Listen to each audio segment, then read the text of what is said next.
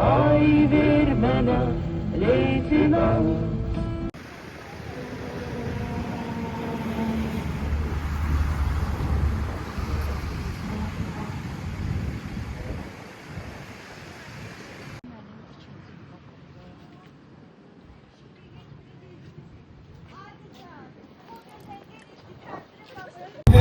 Torpaqları, ne oldu Paşinyan, ne oldu Paşinyan? Kaçtı geldi Ermeni alçaqları, ne oldu Paşinyan, ne oldu Paşinyan? Geçsiniz oğluma kızır düzümdə, Çaldaladək bayrağına gözümdə, şehadetle can.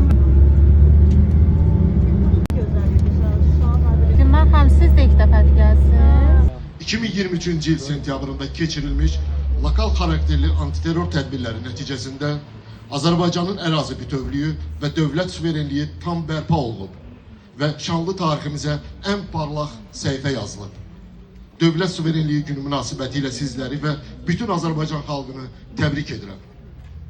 Hörmətli sərgi iştirakçıları, Kiçik və Orta Biznesin İnkişafı Agentliyinin KOBİA'nın dəstəyi ilə təşkil olunan KOBİ sərgi satış yarmarkasının məqsədi mikro və kiçik sahibkarlıq subyektlərinin istehsal etdiyi məhsul və xidmətlərin geniş istehlakçı auditoriyasına təqdim etmək, həmçinin satışına dəstək olmaqdır. Eyni zamanda KOBİ-festlər yerli məhsullarımızın tanıdılması, mikro və kiçik sahibkarlıq subyektlərinin satış bacarıqlarının artırılması, istehsalçılar və təchizatçılar arasında əlaqələrin genişləndirilməsi baxımından da önəmlidir.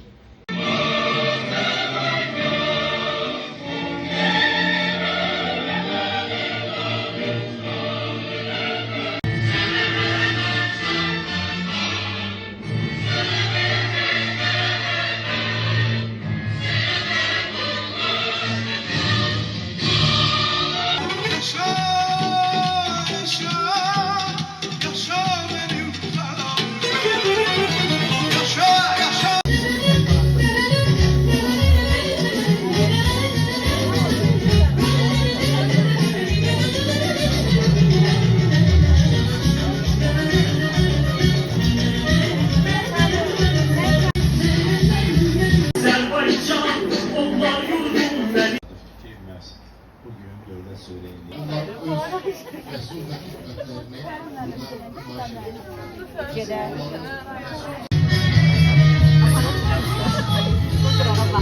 Haberim yok.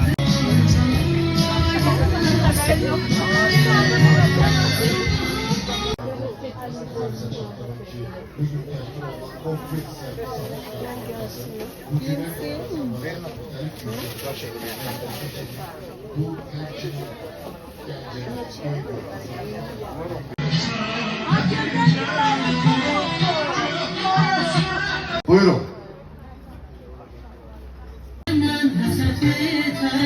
Sevdamız, sevdamız, sevdamız.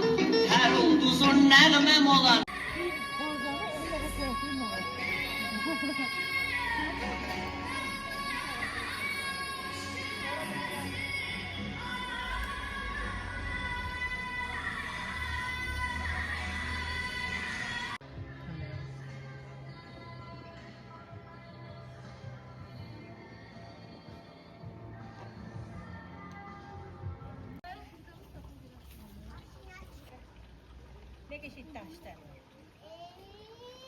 İlkar kapını açtı. İlkar aç kapını. Hiç olmaz. Açtı.